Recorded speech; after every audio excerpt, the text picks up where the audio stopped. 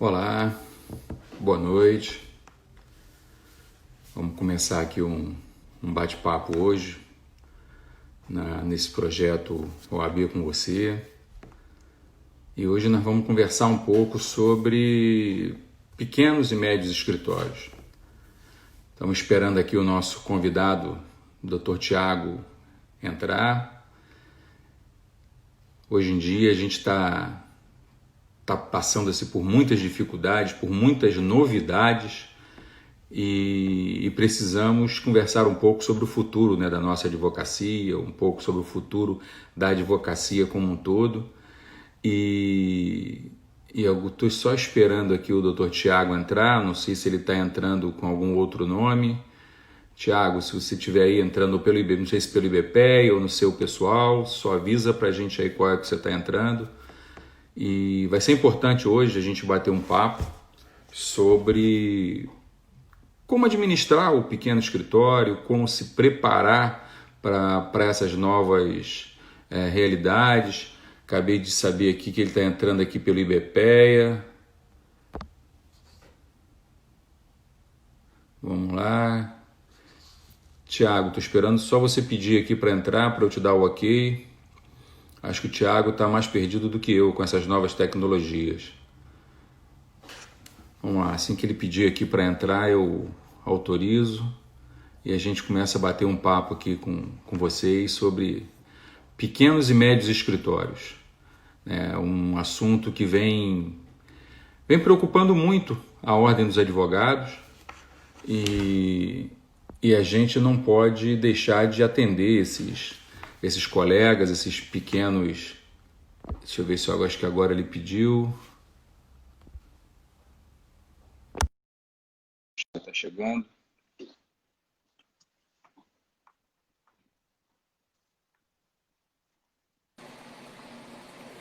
Ah, agora sim, rapaz. Eu tava apanhando aqui, Álvaro. Você entra por um lugar que eu não sabia. Eu tô esperando entrar o Thiago, tá entrando aqui o Instituto. E aí, meu amigo, tudo bem? Boa noite, parabéns por ontem. Ah, obrigado, rapaz. Foi um aniversário mais tranquilo, né? Ficamos em casa, ficamos com a família comemorando em casa. Mas o ano que vem a gente comemora mais, ano que vem a gente vai tomar uma cervejinha, né? E vamos esperar Vai acabar estar a junto. pandemia, a gente vai comemorar. Não só o meu, mas de vários colegas que estão fazendo aniversário aí nesse período, todo mundo em casa e nós vamos comemorar. Mas, Thiago, eu estava falando aqui para Vamos os lá. nossos amigos que estavam chegando, eu estou vendo aqui, primeiro a boa notícia, né, que nós tivemos hoje à tarde, a advocacia estava preocupada, principalmente a advocacia trabalhista, estava muito preocupada com os prazos nesse período de pandemia. A OAB requereu ao TRT, ao TRF, ao TJ a suspensão dos prazos, perdão, e o TRT solicitou ao CNJ a suspensão dos prazos. E hoje à tarde saiu uma decisão concedendo ao TRT1 a suspensão dos prazos. Não saiu exatamente como a OAB estava requerendo, ou como o próprio TRT requereu, que seria do dia 4 de maio para cá, mas a partir de hoje já poderia suspender os prazos. Então, até o dia 31 de maio. Estamos aguardando agora um ato do TRT, né, para formalizar isso. Mas foi uma boa notícia. Acabamos de ter essa boa notícia um pouco antes da gente entrar aqui na live. E eu estava contando aqui para os nossos amigos, o Thiago, que a gente tem um problema muito grande, né, nesse momento que a gente está vivendo. A advocacia está passando por muitas dificuldades, a sociedade como um todo está passando por essas dificuldades. E a gente tem uma preocupação especial, né, com nossos colegas dos pequenos, dos médios escritórios, que nós também fazemos parte, né, desse universo, né, dos pequenos e médios escritórios. A grande maioria da advocacia faz parte dos pequenos e médios escritórios, isso não só no Rio, mas no Brasil inteiro. E a OAB criou, né, recentemente uma comissão que pretende levar uma gestão, a ensinar esses pequenos e médios escritórios como gerir a sua atividade, como gerir a sua carreira dentro desses pequenos e médios escritórios. E para quem não conhece ou para quem não sabe, o Tiago, que nós estamos falando aqui, ele além de presidente do IBPEA, que é o Instituto Brasileiro de Pequenos e Médios Escritórios, ele foi convidado pelo presidente Luciano Bandeira para presidir essa comissão da Ordem dos Advogados. E nós já temos preparado, né, Tiago? Eu vou te passar já para se explicar. Hoje o assunto é seu e, enfim, nós vamos querer tem muita coisa aqui para te perguntar. Muita. E a gente já tinha um modelo preparado para começar as aulas presenciais, mas infelizmente, uma vez foram as chuvas do Rio, enfim, outros problemas aconteceram e a gente pretende, né, na semana que vem, já começar esse projeto de aulas para pequenos e médios escritórios de forma virtual. Você vai poder explicar aqui. Mas, Tiago, eu queria, já passando a palavra para você, que você falasse um pouquinho de como é que surgiu essa história do projeto de apoio de cursos para os pequenos e médios escritórios, para que a gente possa ir aprofundando. Estou vendo que vários colegas estão entrando aqui, e já vi aqui o André Pedrazzi, que é assessor da presidência, já vi alguns conselheiros aqui presentes, alguns diretores do IBPEA, e isso mostra a importância, né, do tema, e muita gente está ansiosa por conta desse início de projeto. Então vamos falar um pouquinho sobre essa comissão. Vamos começar lá pela criação dessa comissão pela Ordem dos Advogados e qual é o objetivo mais específico desta comissão. Vamos lá, meu amigo, a palavra está contigo hoje. Obrigado, Álvaro. Boa noite. Boa noite a todos. É um prazer poder estar aqui na OAB. Mais um espaço onde a gente pode falar um pouco sobre as nossas pequenas bancas. Álvaro, o meu som tá bom? Tá tudo bem? Ótimo, tá. Para mim tá ótimo. Então, a gente tem o projeto nasce, né, desde já a movimentação do IBPEA, pequenos e médios escritórios do centro do Rio de Janeiro, entendendo que nós éramos diferentes de determinados colegas, né, onde nós tínhamos uma luta muito específica, e a gente começou a perceber dificuldades próprias, onde a gente, do nosso lugar, observava obstáculos e não via ferramentas aptas a nos desenvolver alguns tipos de pontos. Então, pensamos em economia colaborativa, nos juntamos, fizemos relacionamento, começamos a distribuir informação, e aí a gente começou a pensar, se eu e Álvaro milita tem um tempo, os obstáculos que ele experienciou, ele pode me dar uma dica, partindo da premissa que eu e você não somos adversários, nós somos colegas e vamos construir soluções, né? Então, é uma mudança de paradigma que a gente está trazendo também para a advocacia. Nós, advogados, que militamos em nossas bancas, nossas unidades de organização produtiva, né? Eu estou tentando trabalhar com essa ideia, Álvaro, para que a gente entenda que uma sociedade de advogados, ela pode ser unipessoal, pode ser plurima, pode ser um advogado autônomo, mas todos têm o mesmo objetivo, de que com elementos de gestão, né, e não precisa ser tão sofisticado ou muito tecnológico, a gente consiga entregar o nosso serviço, que é de uma importância pública, é um ônus público, que é a administração da justiça, que cabe a nós, advogados, fazermos, fazendo com que nós tenhamos uma receita maior e um custo menor. Independente do que nós falemos sobre nesse ponto, sobre a mercantilização da profissão, não é o ponto, a gente não precisa se distanciar, e foi isso que nós pensamos lá, quando vocês da diretoria da OAB perceberam que existia um gap, um segmento que não estava sendo observado, para que fosse observado como um corpo distinto, porque nós temos que tratar os desiguais de maneira desigual, a fim de que a gente atinja uma igualdade, né? Então, existem percepções políticas e ações, atividades para determinado segmento da advocacia que não serve para o outro. Então, a gente já teve uma luta de tempos atrás sobre o simples, né, para que nós da advocacia entrássemos no simples. Hoje a gente debate possibilidades. E aí, Álvaro, interessante um ponto, uma das vitórias que a OAB, de modo geral, teve foi a conquista de créditos para os advogados, e a gente se deparou com uma situação. Muitos dos nossos colegas não tinham a sua personalidade jurídica construída. Era um debate nosso, né, sobre como a gente vai mostrar para a advocacia que é interessante se formalizar. Então, a gente ainda está num período, de debates e reflexões para a gente construir conteúdo para a gente ir à frente. Mas esse debate que nós tratávamos lá atrás, no IBPEA, já tem 2, 3 anos, com todos os seus membros fundadores, a OAB entendeu que a gente podia também auxiliar a advocacia nesse ponto.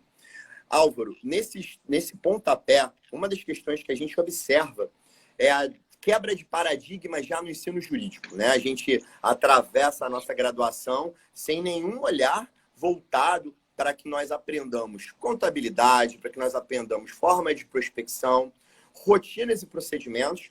Você vê, a engenharia de produção, ela já entra como uma rotina, numa gestão de rotinas diárias em várias profissões. E a gente, com a nossa banca, que cada vez mais se aproxima de alguns elementos de empresa, né? Não entrando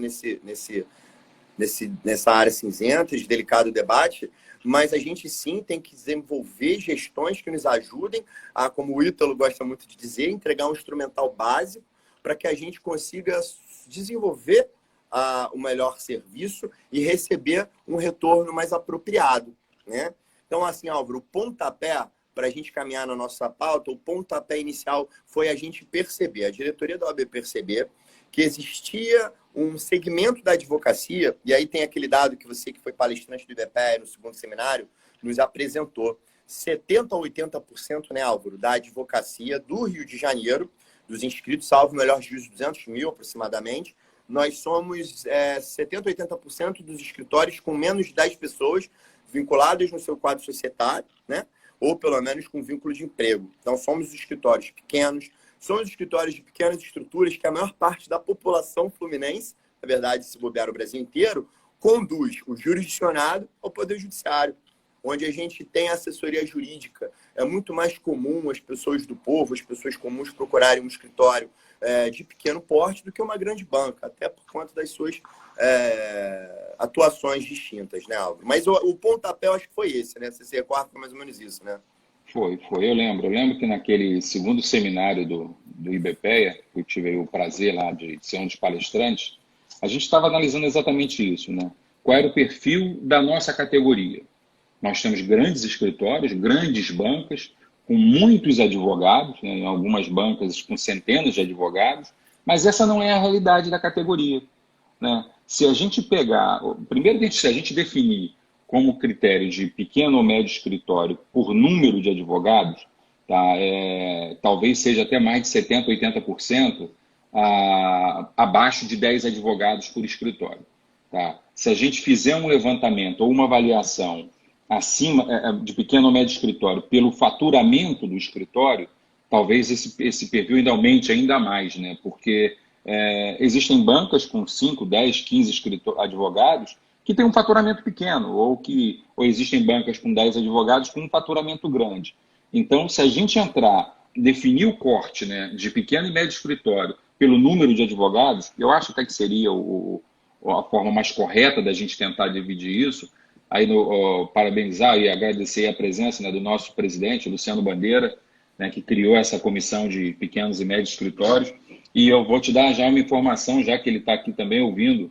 Ele confirmou que semana que vem, na primeira aula, ele vai participar com a gente, ele vai estar junto, a gente vai só verificar como é que a gente vai organizar essa aula, e o Luciano Bandeira vai fazer a abertura da aula dos pequenos e médios escritórios para o curso de gestão.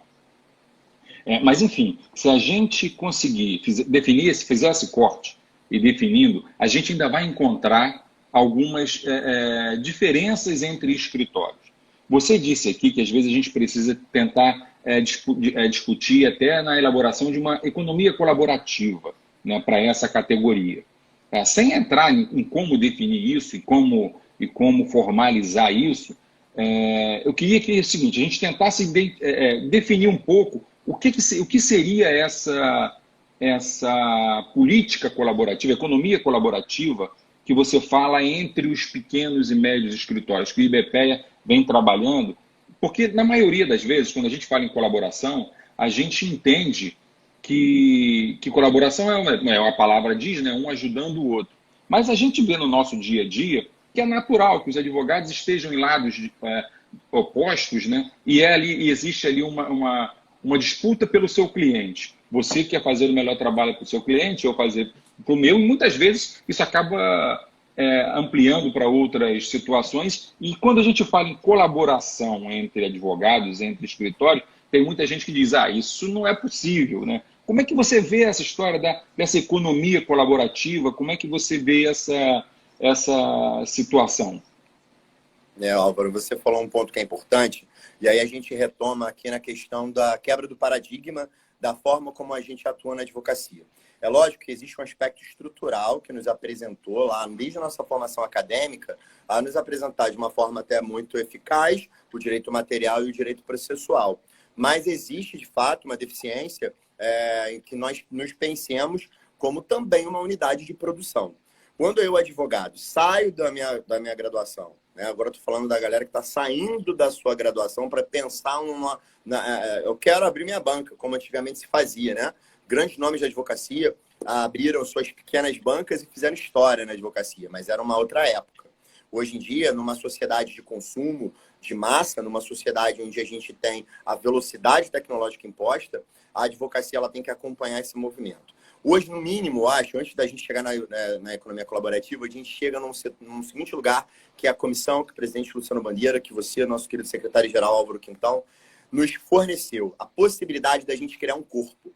Eu só consigo entender que uma coisa existe quando eu parto da premissa que ela pode existir. Parece tão básico, mas, na verdade, quando eu me observo como um corpo, como um segmento dentro da advocacia, eu posso pensar em soluções para mim. Né? Então, você imagine, para eu entender que eu quero fazer uma economia colaborativa com você, a gente pode ser ex-adverso, a gente tem que chegar lá na nossa base de formação, tirar as luvas, né?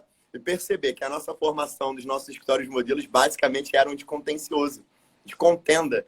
E, na verdade, nunca a gente conseguiu fazer uma reflexão mais apurada para entender que uma contenda entre mim e você pode fazer perdurar a solução do judiciário para os nossos clientes, fazendo com que a gente ganhe menos. Porque se você for analisar o prolabore, o êxito que o advogado cobra, o tempo de duração do processo, quanto mais rápido ele durar, evidentemente com todo zelo, com todo cuidado, mas maior é a receita que aquele escritório tem. Mas como é que eu consigo pensar isso, Álvaro, se eu não consigo nem entender que eu tenho uma organização produtiva, que eu preciso lutar por uma receita para mim? Então, assim, a premissa básica é a gente se entender dessa forma. Quando eu me entendo dessa forma e começo a entender você como colaborador, primeiro, para a gente serenar, para a gente dirimir as controvérsias que a gente apresenta para o judiciário, para a gente entender que as soluções alternativas de conflito, né, Álvaro, elas podem ser eficazes no sentido de entregar uma sensação de justiça para as partes divergentes e melhorar, inclusive, o tempo de resposta para os escritórios e para os próprios clientes. Isso é fenomenal. Mas olha só, mas você está entrando por um caminho que aí a gente começa a ter a necessidade de mudar um pouco a forma de pensar do advogado. É como você disse, na faculdade a gente não tem essa formação. Na faculdade a gente é formado para o contencioso. Né? E às vezes a gente tem do outro lado, eu volto aqui a provocar, né, fazer essa provocação, eu tenho grandes amigos que foram ex-adversos meus a vida inteira. Né? Viramos grandes amigos de depois das audiências nós sentarmos para almoçar, para tomar uma cerveja no final do dia, enfim. Sim. Mas a gente sabe que existe um clima ali, em alguns casos, de animosidade. Então a gente começa a ter que mudar então, a forma de pensar que a gente traz da faculdade. Não é isso?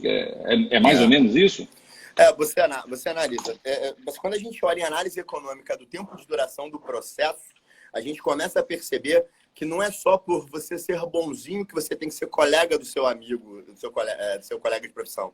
Que é mais interessante para o seu retorno da receita do seu escritório, que é mais interessante para o direito que você defende do seu cliente. Então, na verdade, um exemplo, antigamente a gente defendia mais as teses, né, Álvaro? Não, vou esconder a minha tese do Álvaro. Hoje em dia, para quê? Você dá 2 julgadas e você já tem uma tese pronta, entendendo os precedentes, né? Tese pronta, nunca me refiro à petição, mas os precedentes, se é favorável ou não. Então, na verdade, eu acho até que o movimento tecnológico, né, da vanguarda tecnológica, que o direito também tem que abrir para isso, influencia, Álvaro. Imagina o seguinte, agora eu vou fazer um link com a pandemia, tá? A gente está no meio, e toda a solidariedade a tudo que tem acontecido, né, no nosso país. A gente está no meio de uma situação difícil, uma crise sanitária, de uma crise política e econômica severa. Quem é a primeira parte a ser afetada somos nós. Só que isso não pode ser um aspecto negativo, isso tem que ser um aspecto positivo. E de que forma? Ora, não deu certo o que eu fiz até agora? Então vamos repensar. Álvaro, a gente estava discutindo em você sobre as possibilidades, como vai se dar as audiências não presenciais, no que diz respeito aos aspectos estruturais. A ordem não vai ter, muito possivelmente, né, uma estrutura material para ir avançar e ter diversos lugares de audiência. Mas olha quanta coisa a gente tem que pensar para a gente poder estar perto um do outro. A divisão de espaço hoje em dia, que a ordem já deu um passo para os escritórios compartilhados, né? A gente tem a Assembleia 10, alguns Freire. De todo modo, os escritórios também têm que pensar nesse sentido. Os colegas têm que se reunir, vamos fazer uma divisão para a gente fazer um material de produção para a gente fazer as nossas audiências.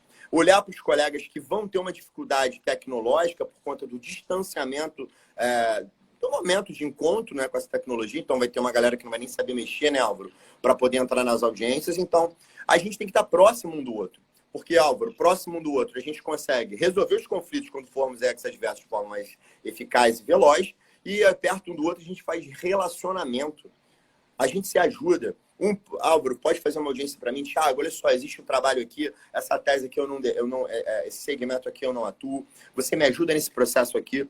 Então, eu acho que a gente, Álvaro, fazendo essa quebra de paradigma e avançando na forma de pensar a advocacia de uma maneira mais integrativa, a gente começa a buscar soluções que passam por os compartilhamentos do escritório, passa por compras coletivas para grandes grupos de advogados, né? Porque você veja, quando eu tenho a possibilidade de entrar no mercado, eu, Thiago, sozinho, Thiago de Mello advogado, sozinho, entrei, só compro um computador, mas posso entrar com um bojo maior e ajudar os diversos pequenos escritórios, né, Álvaro? Esse é o que a gente tem construído na nossa forma de pensar sobre a economia colaborativa. Entendi. Agora, vamos lá. Eu quando saí da faculdade, não vou dizer há quantos anos, senão vão começar, já disseram que já sabem que meu aniversário foi ontem, vão começar a fazer cálculo de quantos anos eu tenho. Conta. Mas quando eu saí da faculdade, eu tinha um projeto pessoal, eu e milhares de advogados que saem todos os dias das faculdades. A gente sonha em ter a nossa banca. Primeiro a gente se junta, né, com um colega, a não ser que você tenha algum pai, tio, algum escritório que você já trabalha ou possa dar continuidade, você acaba, é natural, né? Você se junta com um colega, você aluga uma sala, você divide uma mesa, às vezes você compra um computador para você tocar, mas aí quando você senta ali, você pensa o seguinte, e agora? Cadê aquela massa que é fundamental para você fazer o fermento para você fazer o bolo? Cadê os clientes? Tá? Esse é um desafio que as pequenas bancas muitas vezes têm. Como entrar no mercado, como se manter no mercado, como você prospectar esse cliente. E aí tem um outro problema que eu acho que a gente vai ter que discutir numa outra live, porque isso essa é uma situação que gera muita controvérsia. Eu tenho conversado, inclusive, com a corregedoria da OAB sobre esse problema, e a gente está enfrentando, que é a propaganda dos escritórios, que é a forma de captação de clientes, é a forma de divulgação do seu trabalho.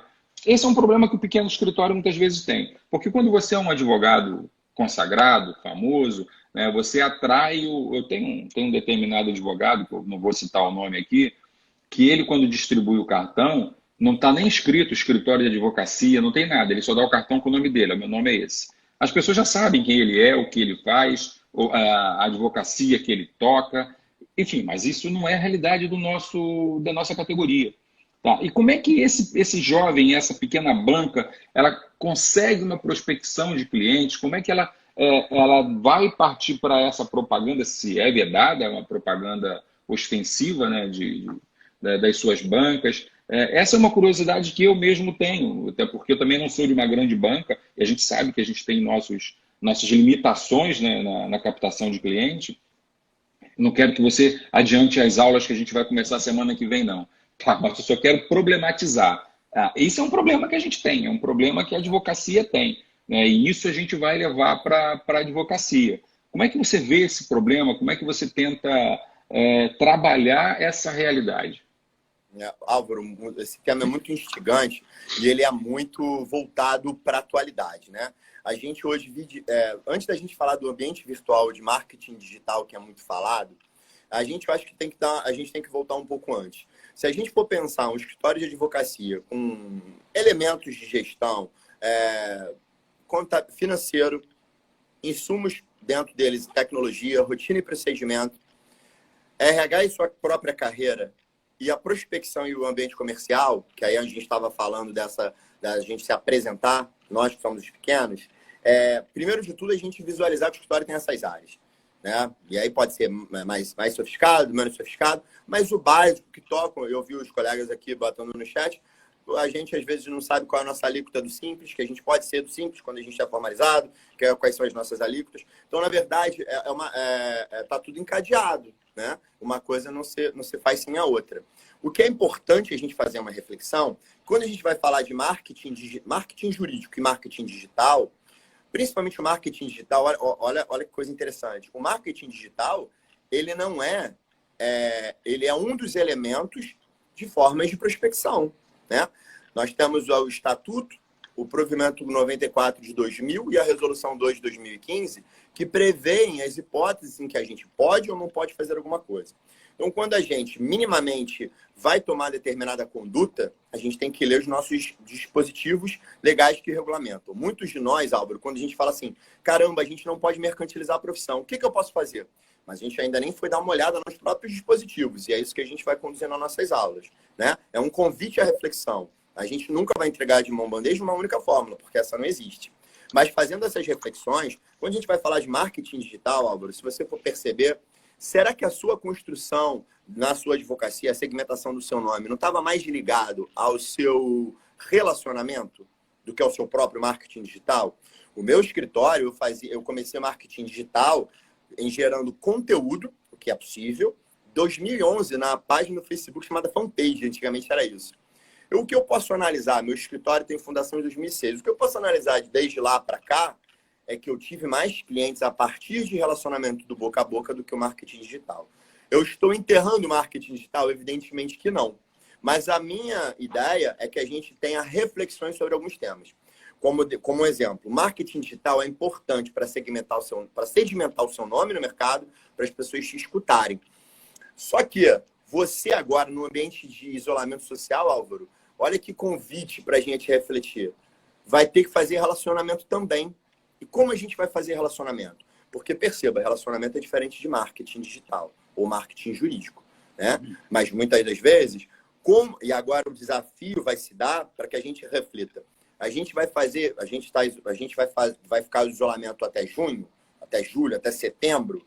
A gente vai abrir e fechar recorrentemente. Então, a gente tem que ser convidado, primeiro de tudo, entender qual é a plataforma que a gente está trabalhando, que são os nossos diplomas legais. O que a gente pode, o que a gente não pode. Vamos refletir. A gente pode, né, Álvaro? A gente tem que impedir a mercantilização? Totalmente de acordo. Agora, o que vale para um não vale para outro? Vamos refletir, vamos questionar, vamos acionar os tags das OABs de todo o país, porque, na verdade, não dá conta, né? Se a gente não receber reclamação, não tem como agir. Agora, perceba, e para além disso, Álvaro, como a gente vai fazer os relacionamentos a partir de ambiente virtual? Como é que a gente vai rever os amigos? Como é que a gente vai lembrar? Poxa, tinha uma causa para passar para o Thiago, porque eu estou impedido por conta dessa questão ou da outra, ou é a área que ele domina. Então, assim, Álvaro, a gente não vai ter tempo para isso agora. Inclusive, a gente tem a nossa comissão de pequenos escritórios, o IBPEA e o MAT vão fazer um seminário, 27 de maio, falando orientações e adequações sobre formas de publicidade e propaganda. E a gente vai se propor a refletir. Sabe um tema que é legal, Álvaro? Olha que bacana. A gente tem uma vedação ao nome fantasia, né? Nome fantasia na advocacia não pode, nas sociedades. Mas existem perfis nas redes sociais que são nome fantasia, que entregam conteúdo jurídico, que tem por finalidade se apresentar como advocacia, né? Para, no final, de chegar um cliente nele. Não vou falar nem em captar e engaiar, mas no final acontece isso. A gente vai ter que movimentar a reflexão para a OAB Nacional pensar e modificar a forma, ou isso não pode? A captação que determinadas plataformas fazem, né, grandes plataformas para captação que ligam advogado para cliente, isso é possível? A gente está sendo convidado, instigado por esse momento da pandemia, a tratar de temas antes não pensados, né, Álvaro? Então a gente vai ter que se reinventar. E se reinventar passa por isso também, né? Perfeito, perfeito. Eu vi aqui que o Marcos Vinícius Cordeiro, né, o diretor de comunicação da OAB, entrou no nosso site. E, inclusive, o Dudu, que é o chefe lá da imprensa também, lá da OAB. E isso é importante, porque a Ordem dos Advogados, a gente acaba atuando a comunicação como fundamental em qualquer setor. E eu tenho conversado com a corregedoria da Ordem sobre exatamente esses problemas. Pessoas que travestidas, né, de empresas ou travestidas de Sim. associações, ou de uma, na verdade estão fazendo ali uma captação de clientes de forma ilegal, né? A Ordem dos Advogados já ajuizou várias ações contra essas empresas, e várias dessas empresas tiveram que parar de fazer propaganda oferecendo advogados para determinado tipo de situações. Então, são situações que estão acontecendo hoje, né, no nosso dia. Nós estamos aqui Sim. nesse momento e essas coisas estão acontecendo.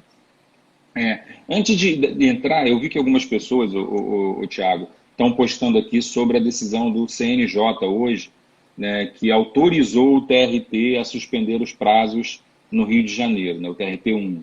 A Ordem dos Advogados fez, no começo do mês, o pedido para os 3 tribunais, TRF, TJ e TRT, a suspensão dos prazos, né, porque existe aí um problema muito sério, vários colegas não estão conseguindo cumprir, as salas da ordem estão fechadas, nós não podemos deixar de cumprir a determinação do governo do Estado por conta dessa pandemia, mas só queria avisar os colegas que essa decisão do CNJ ainda, primeiro, ela não retroage a 4 de maio, né? Ela seria a partir de agora. E é fundamental que a gente aguarde o posicionamento do TRT, porque, na verdade, a decisão provocada pela OAB no TRT e o TRT no CNJ, e a OAB também provocou o CNJ, é fundamental que o TRT se manifeste. Ela autorizou o TRT a suspender. Então, o TRT agora, de fato, tem que fazer um ato suspendendo e normatizando essa suspensão dos prazos.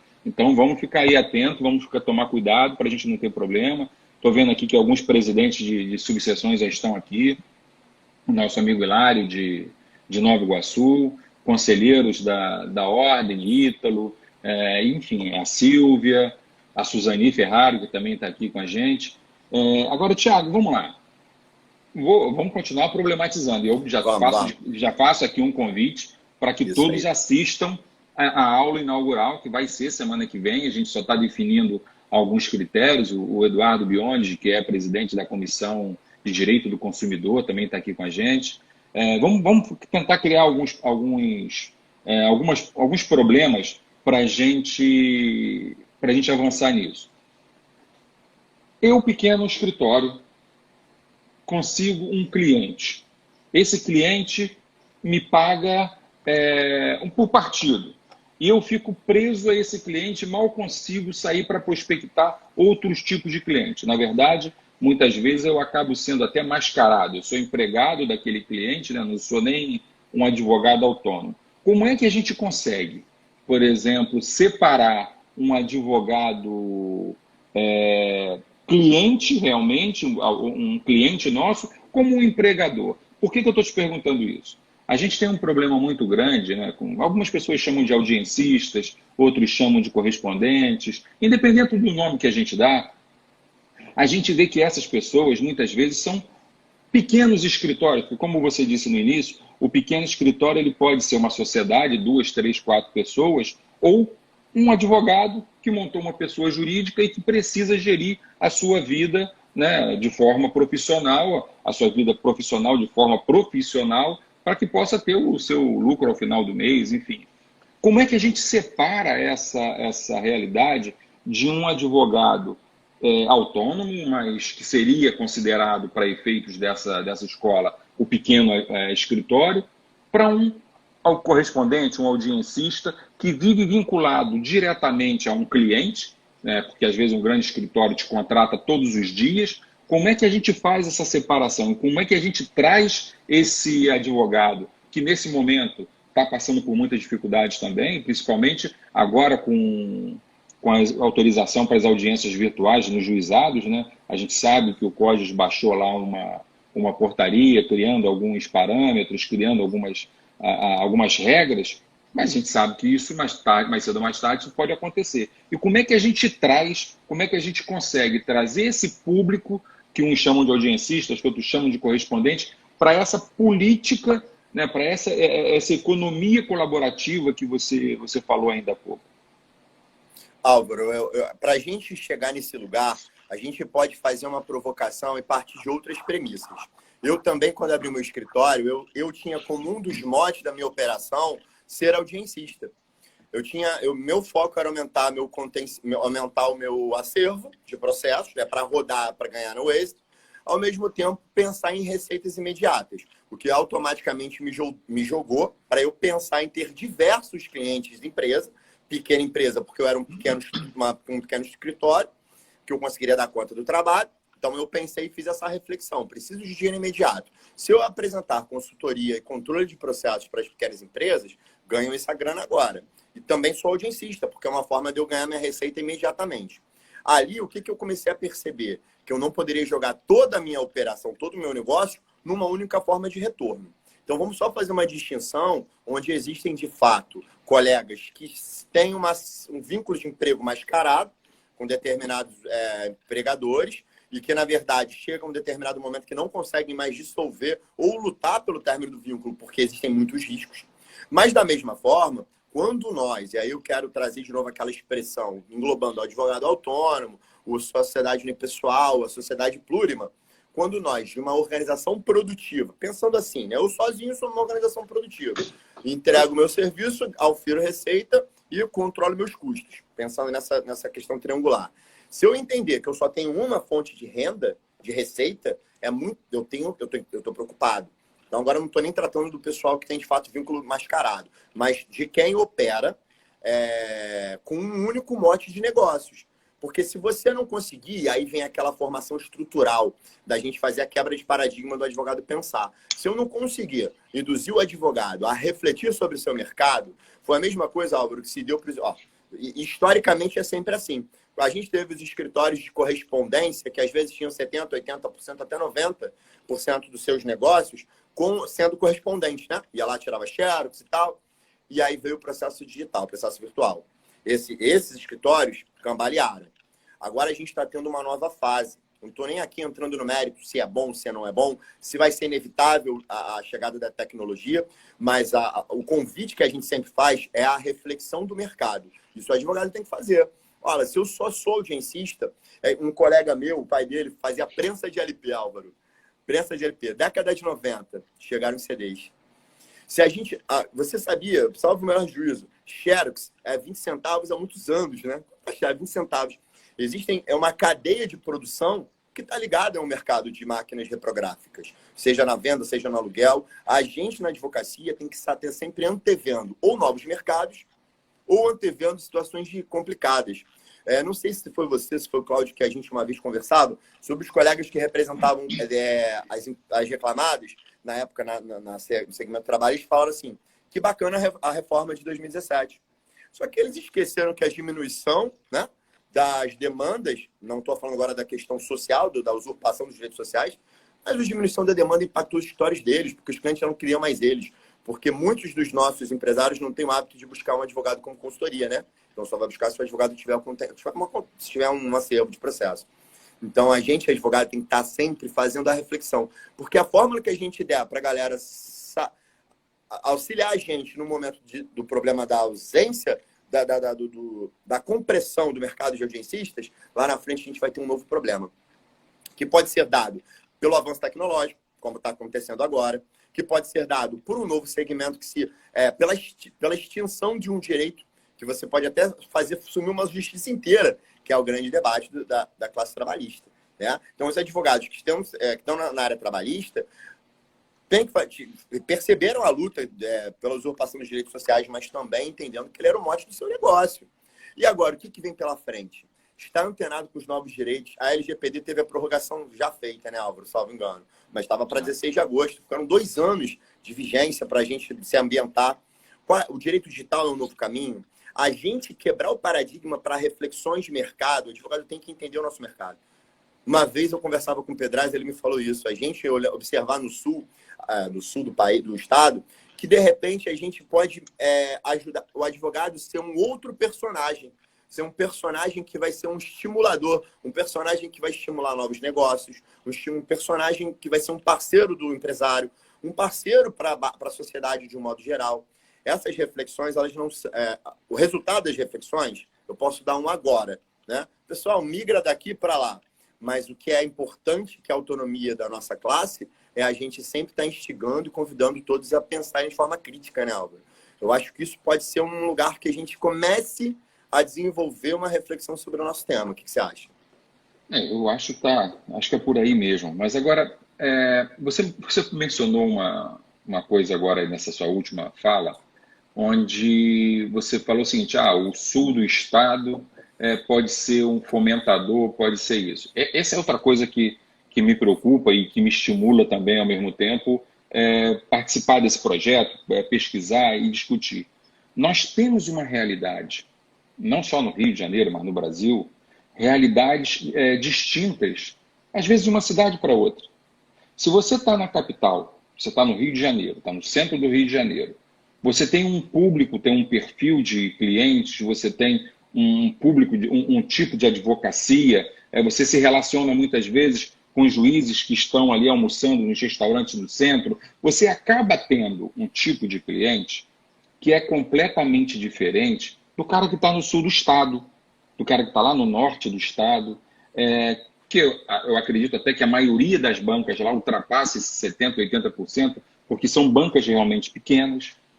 Muitas vezes é o escritório, às vezes o filho dele, que também se formou, a esposa. São bancas muitas vezes familiares. E aí a banca ela começa, às vezes, a confundir o escritório com a família. Você tem uma coisa toda muito, muito próxima.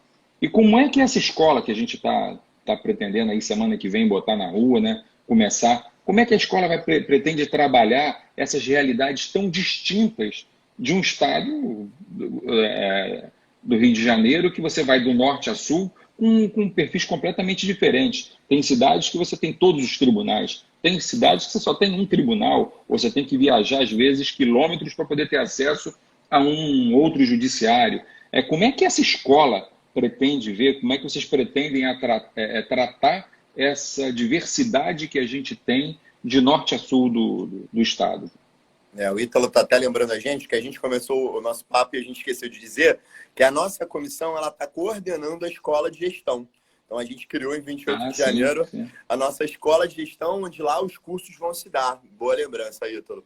Na verdade, essa comissão de pequenos e médios escritórios que está trabalhando e organizando a escola de gestão de pequenos e médios escritórios. É a comissão da ordem que vai, dentro dessa comissão, fazer essas aulas, fazer essa qualificação dos pequenos e médios escritórios. Álvaro, esse tema é muito interessante, porque da mesma forma que a gente faz, eu tenho uma filha de 5 anos, a Maria Flor, e que na escola dela, que na verdade os ensinos nesse segmento, a gente é muito mais interessante a gente trabalhar o lado lúdico para instigar quem estiver no processo de aprendizado a buscar o aprendizado do que entregar um conteúdo parado, árido e duro, né? Sem nenhuma maleabilidade. Da mesma forma que a gente encontra especificidade, um exemplo, Álvaro, no mercado mesmo na capital, quando a gente vai falar de compliance para as sociedades empresárias de grande porte, totalmente admissível. A pessoa entende que precisa de um compliance officer, a pessoa entende onde seria o canal de denúncia, tem que ser anônimo.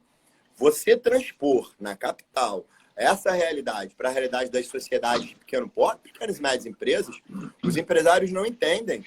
A gente não consegue, às vezes, né? Então, quem faz o compliance para pequena e média empresa tem uma dificuldade absurda de culturalizar, né, o nosso segmento para isso. Tá? Então, você imagine que a gente aqui no centro já tem uma distinção em relação ao trabalho oferecido pelas grandes bancas. A própria Lei Geral de Proteção de Dados, que pode ser um fomento à pavimentação de um novo mercado, como é que a gente vai instruir as pequenas empresas, farmácias, restaurantes, que ela tem como, e é um desafio nosso, como a gente vai falar para o empresário, olha, você tem que cuidar e tratar os dados dessa forma ou daquela forma. Mas da mesma forma que esses obstáculos eles também estão presentes no centro, na capital, existem respostas aqui também. Da mesma forma que o sul, que não só o sul do estado, mas outras partes, a região oceânica de Niterói, na verdade, Cabo Frio, né, Friburgo, a gente gosta de dizer, o fomento que tem da indústria têxtil de roupa íntima, outra de roupa de banho. Então, na verdade, cada lugar vai trazer as respostas e especificidades para cada desenvolvimento da advocacia. O modelo do advogado, que é o cara que fica de forma passiva aguardando uma demanda, vai ter que mudar. E também vai ter que mudar no interior. A gente vai ter que entender melhor o nosso mercado. Aonde está o fomento? Aonde a gente pode ser esse agente fomentador? Pode ser, Álvaro, que a gente chegue numa situação de, em determinados lugares, nós, advogados, sermos os responsáveis pela abertura de novos mercados. Não dá para a gente ter nunca uma resposta pronta, mas o criticismo que a gente tem que ter sobre o mercado, sobre a economia, eu vi algum colega falando aqui no chat, falando assim, multidisciplinariedade é o que a gente vai ter que ter. O advogado vai ter que entender um pouquinho melhor sobre a análise econômica jurídica, de modo geral, do processo, do contrato. A gente vai ter que ter aspectos jurimétricos com maior riqueza para a gente poder mostrar para o nosso cliente qual a importância do nosso trabalho. Um dia um colega, você que tem uma relação com Portugal, o Depé trouxe um colega de São Paulo que vivia lá em Portugal durante anos, fez a advocacia dele lá. E ele disse que existe uma culturalização, né, uma cultura da sociedade portuguesa de utilizar o advogado, a pessoa natural, a pessoa física utiliza o serviço do advogado com consultoria. Não só, doutor, eu quero fazer um processo contra alguém. Então você vê que já é um outro movimento onde há um processo, onde a pessoa física fala, você pode ler para mim o que seria o apropriado? Você pode ler para mim meu contrato de locação? Então, na verdade, eu vi até a doutora Silvia Correia passando e falando, a gente vai ter que se reinventar. Então, a gente vai ter que buscar soluções apropriadas a cada lugar, né? Porque não existe uma fórmula pronta que caiba para a capital, não vai caber para o Sul Fluminense. Tiago, você falou dessa história de Portugal, que lá é comum as pessoas dizerem assim, eu tenho um advogado que vai analisar o meu contrato. Eu lembro, a minha primeira cliente, quando eu comecei, eu montei uma banca com 2 colegas em Alcântara, São Gonçalo. A primeira pessoa que eu atendi era uma pessoa muito humilde. E ela tinha uma pendência, ela tinha uma demanda. Quando acabou a consulta, ela falou assim, eu já posso dizer que eu tenho um advogado? Quer dizer, ou seja, ela não estava preocupada nem com a demanda. A preocupação dela era dizer assim, eu posso dizer que agora eu tenho um advogado? E é isso que você falou, é verdade. A gente tem que quebrar alguns paradigmas, a gente tem que mudar assim, essa realidade. Eu vi aqui, por exemplo, que a Suzani Ferraro, que é presidente da Comissão de Direito Previdenciário da OAB, ela mencionou que existe já na literatura previdenciária muita coisa tratando de gestão de pequenos e médios escritórios. Acho que a gente podia um dia sentar com a Suzani, sentar com a Comissão de Direito Previdenciário, para tentar entender um pouco, para tentar aprofundar isso. Eu estou vendo aqui de Portugal a nossa querida amiga que mora e trabalha, Vivian Perfeito, que ela é de Portugal, está advogando lá já há bastante tempo. Isso é importante. Então, e outra coisa, eu estou vendo aqui alguns presidentes de subseção. O Hilário, eu vi agora que o Eduardo de Maricá, eu vi Vassoura, se eu não me engano, também está aqui presente. Eu vi algumas subseções. Pelo que a gente conversou lá atrás, me parece que essas aulas, essas escolas, elas seriam feitas em parcerias com as subseções, né? Teria uma prévia com as subseções para que eles explicassem um pouco a realidade de cada local, de cada cidade, de cada ponto desse estado, e a partir disso teria um programa adaptado para essas realidades, algumas coisas assim. Mas existem algumas coisas que me parecem que servem de padrão para qualquer lugar. Tá? De norte a sul, ela me parece que ela é padrão. Por exemplo, ferramentas de gestão econômica, de controle de prazos, de controle de processos, de cálculo de processos. Esse tipo de ferramenta serão abordados nas aulas, serão apresentados, né, nessas aulas. O nosso corregedor, nós já falamos dele, o corregedor André Viz já está aqui. Essa é uma das preocupações, aquelas preocupações das propagandas, da captação de cliente de forma ilegal. Tá? Que bom, a live está prestigiada, rapaz. Tem muita gente boa aqui hoje, hein? Que bacana. Álvaro, e é verdade. O presidente de Petrópolis acabou de chegar também. É verdade. Além da gente perceber as especificidades de cada lugar, a gente também tem que observar questões básicas. E aí, Álvaro, vale um pouco, a gente da comissão vai fazer esse trabalho, mas a gente já, em época de redes sociais, de internet, a gente tem essas informações no Sebrae, a OAB já disponibiliza algum material. Então, o advogado vai ter também que se movimentar, porque aí, de novo, mostra a nossa deficiência do ensino jurídico nesse sentido. Álvaro, eu vejo que no futuro, você vê os agravos interpostos em mesa, e que, de repente, com a mudança do CPC, a gente altera um ponto ou outro, a gente vai ter no futuro estudos específicos também sobre questões de tecnologia. Dentro do processo civil, estou fazendo aqui uma construção, uma elucubração, mas a gente vai ter quanto antes de atuar no ensino jurídico para não que saia um advogado. Você estava falando que a sua formação você queria montar uma banca. Quando eu saio da faculdade, muitos queriam fazer concurso público, então já existia uma deficiência muito grande, né, sobre eu querer ser advogado na minha própria banca. Então, a faculdade de longe passou sobre esses temas, e eu vou te dizer, continua passando de longe sobre esses temas, não aborda os temas. Então, como você estava falando, para a gente não fugir, para a gente buscar um olhar básico, Álvaro, controlei prazo. O advogado, o Antônio gosta de falar, nosso querido vice-presidente, o prazo é inimigo do advogado.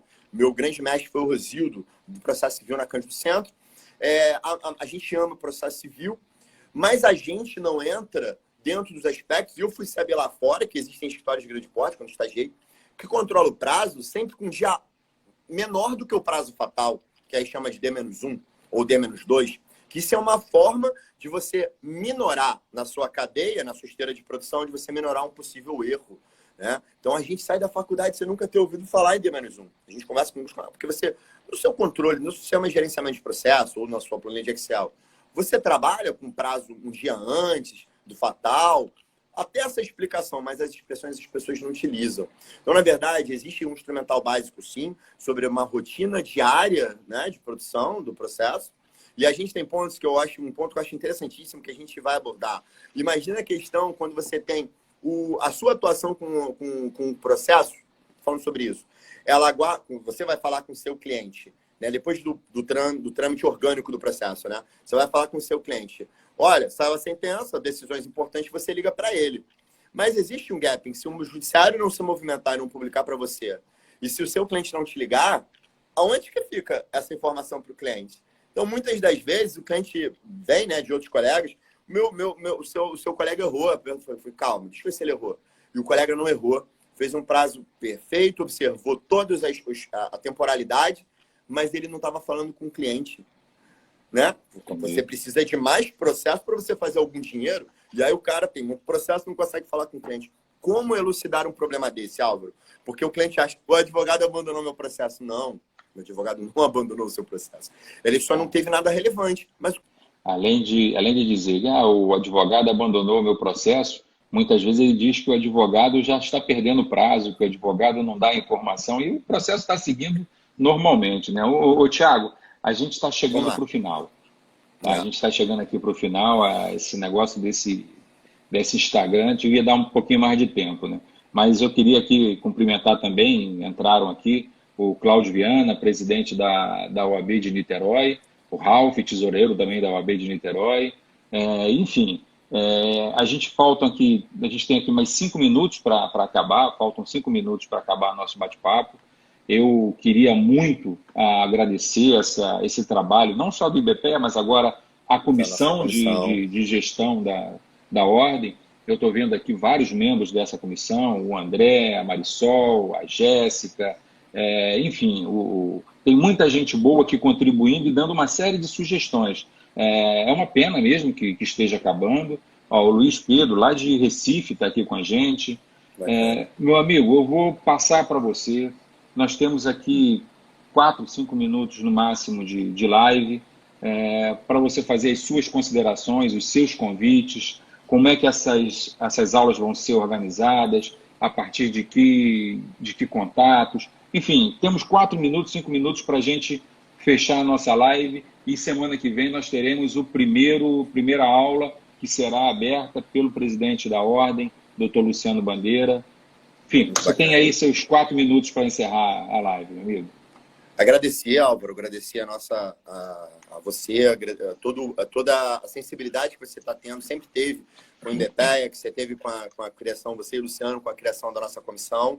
A gente percebe a importância que vocês dão para o quanto a sola de sapato a gente gasta, o quanto a gente investe a nossa vida, a nossa saúde, às vezes, de forma errada, mas na nossa profissão. Obrigado por esse espaço que a gente está podendo lutar como um movimento de melhora na qualidade de vida da advocacia e do advogado.